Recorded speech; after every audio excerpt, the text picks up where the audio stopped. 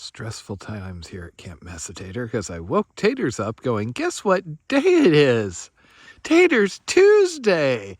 And the response was, no, not yet. And she dove back into the sleep. Middle of the night. That was half an hour ago.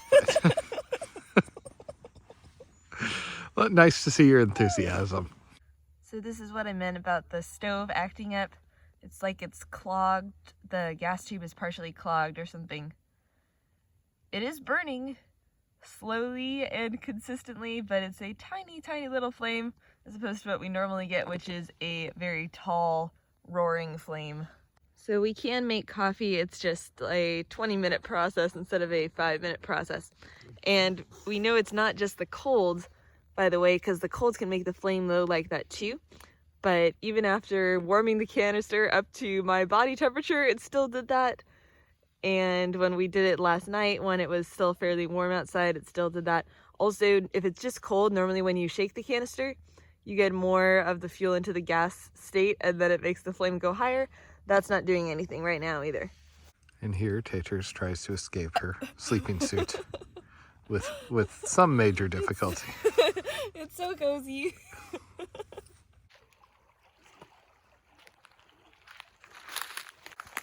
So this was a really neat camp.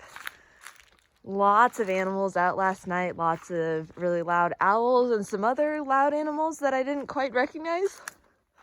And then lots of birds out this morning too.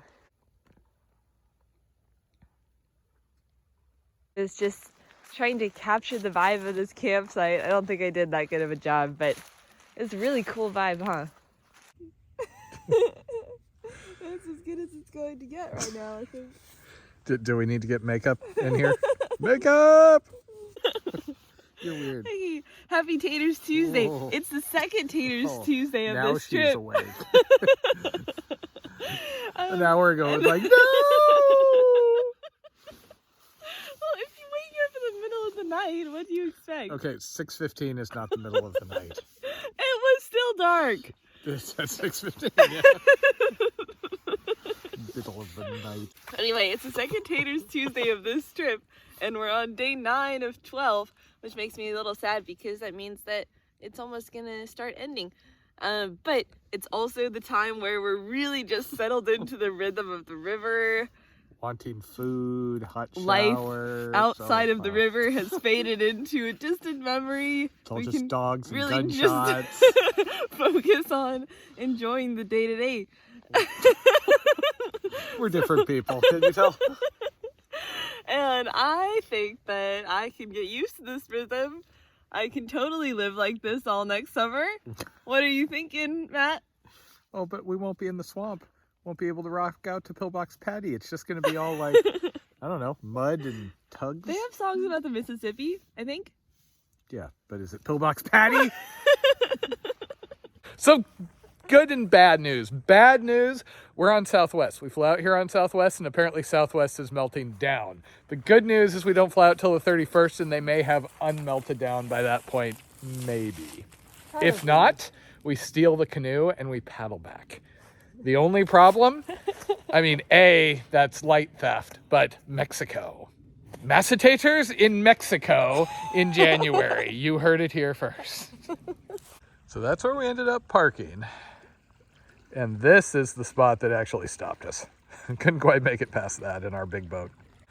See, we have this funny little ritual with Taters Tuesday where I start talking on video because that's just what I do, right?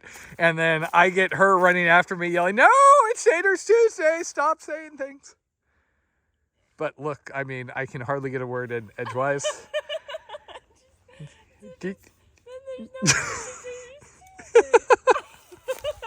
You just talk more. The stress is highly entertaining also. Yeah, I noticed. So despite me still being bundled up like this, it has been warming up noticeably. I actually took my fleece off briefly yesterday before the wind kicked up. We had to paddle and maneuver our way backwards out of our magical little spring this morning. Magical.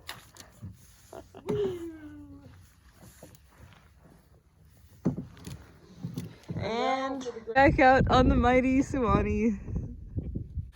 So one of the things we are thinking about for the Mississippi is better paddles. We are using these rental paddles, which are just kind of, they come in the lengths short and long. And especially that one in the back is very, very like noticeably heavy. Every time we switch, we're like, oh, wow.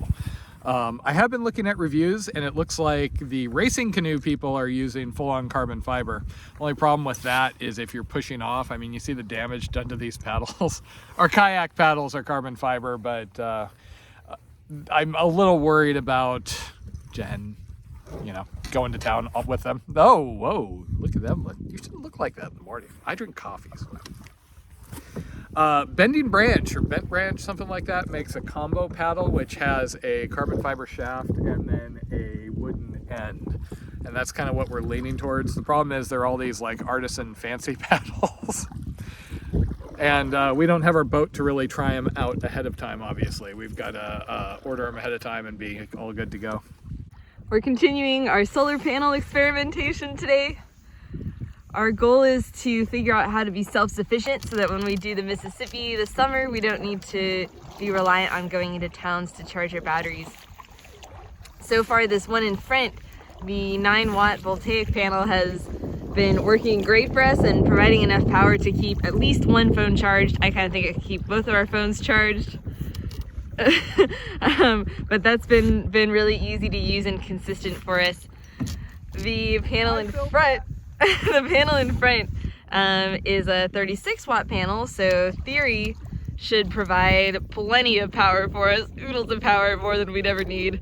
But so far we're still figuring it out. It hasn't seemed to be quite as consistent, but we're gonna test it some more today. Remember that loud back to boat? Yeah.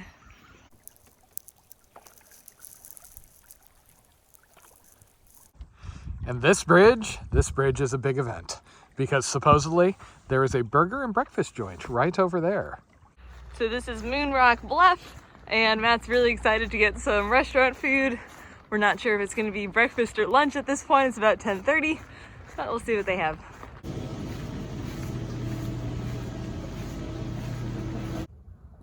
That is a really sweet slide. Too cold to go down it right now. Also too private property. We docked at Garanto Spring Park for a water and restroom stop. I'm feeling pretty silly at this point for bringing our water filter along. I really wasn't picturing how developed the river was, especially with all the nice park facilities. So there's been plenty of water stops, multiple parks every day that had water. As long as we had just a night or two of capacity in our jugs, we would have been fine. Taters really wants to see manatees, but I'm pretty sure they can't actually fit in here. However, I should have her come over here because there are multiple turtles, and she does love her some turtles. So we stopped at this spring for bathrooms and water, but a lot of these also have power. I mean, the amount I've struggled to get power on various trails, not a problem out here.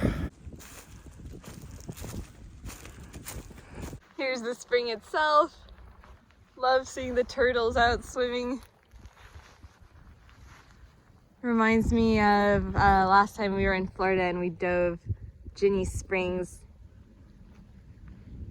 And being underwater, swimming with the turtles in the clear water was really cool. So there's 4 there that you can see on the top. And another 5 or so just dived under. Oh, there's one coming up to the top. You always get these neat gradient patterns coming out of the springs. And the spring water is a lot warmer than the regular river water right here. Probably all the turtle pee.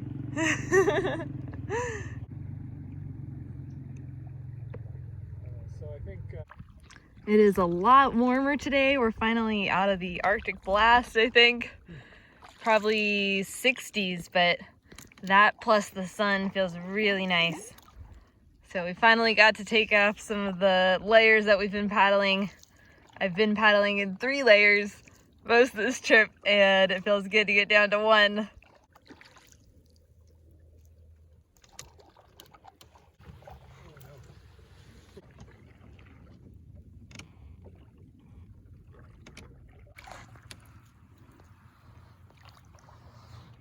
So as we get closer to the mouth of the river, the tides are going to start affecting the flow of the river more.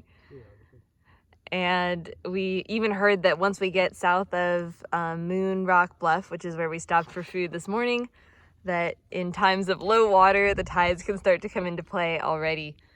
And when we look at the water at the edge of the shoreline, we are seeing turtles and birds. See the turtle in the middle? No, where's the turtle? Turtle? Yeah. Oh, turtle! I really like all the turtles.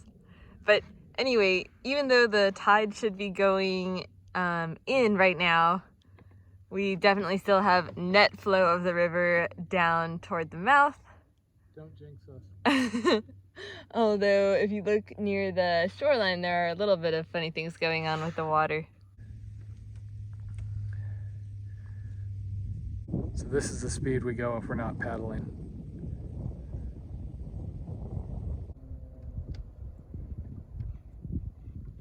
So these really distinctive roots that have been along the riverbank the whole time since we started are the knees of the cypress. The cypress trees have these particular roots that stick up so they can get oxygen into the root system, and I think it adds some stability too. So we were debating which end of the river was more magical. Matt really liked the northern end where it was smaller and you had the black water. And there was some intimate charm to that really small section of the river. But I don't know. I also kind of like, at least when we're the only boat on it, on the really wide section of the river, there's something really peaceful and special about being on such a wide river all by yourself. Also, you see a lot more turtles when the water is clearer. We were just talking about how nice this section is. It's a really long greenbelt section, including the Suwannee Conservation Area and a big greenbelt north of that. River makes a couple real sharp U-turns. And just tons of animals. We've got constant birds and turtles. We just saw a raccoon off to the right riverbank. Not sure what he was doing out in the daylight, but he was so cute. And Matt even spied a gator, a little gator. The first gator we've seen on this river. Unfortunately, it got down underwater before I could see it, but hopefully there will be more.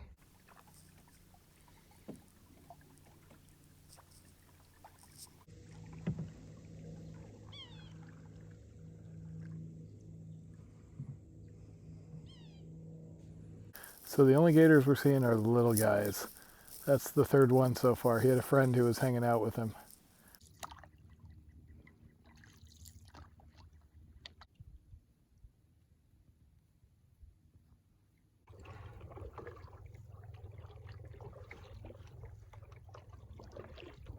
So it got to around 5 o'clock. We were starting to think about looking for camps. Both of us kind of wanted to push on because of how nice it is right now, but looking ahead at the map and the camping situation, it was best to stop here. And then we found an AT&T cell tower, so that pretty much clinched it. We're gonna be able to get some episodes caught up from here. 5G. So activating the graphene in my booster. And it was really easy to find a camp. The banks here are really easy to beach on, and nice, lots of nice flat camping ground. As you can see, we are our paddling health food here, thanks to Blondie, is beer and cookies on the beach. Teacher. She teaches the youth. Okay. Wonder why they have an obesity epidemic. Matthew! So earlier I was thinking it was so easy to get water out of the parks, but it turns out I actually learned a valuable lesson because I had my sunglasses on all day long. I just realized just now when I took my sunglasses off that that bottle on the right is the bottle that I filled out of the spring park this morning. So not all the water at those parks is actually good, and you should actually look at it with your sunglasses before filling up your jugs. What? Admittedly, camp tonight is not as magical as last night. We've got some people across the river, some traffic noise in the distance, but can't complain too much, I suppose. And tomorrow, Manatee Springs! Home sweet home for the night.